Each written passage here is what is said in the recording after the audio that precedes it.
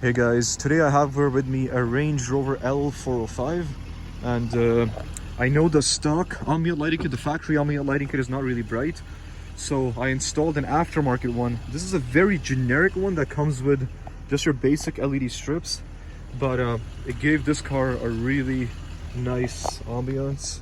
So all I did was just install 5 strips, or actually yeah, 5. So just one here, one up here, one at the bottom of the infotainment system, one at the top, and of course one same strip on the other side.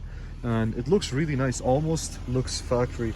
I know there's very limited options for L405 lighting kits, so I just thought I'd throw this one out there. So if one of you guys have the same car, you can possibly look into getting the same kit, and of course you can change the colors to anything you like. There's links in the bio, Azizdesignshop.ca. Oh yeah, I'll throw a links. Okay, I'll put the link and just relax. I'll put in the link, okay? Okay guys, yeah, just buy his kit and bye.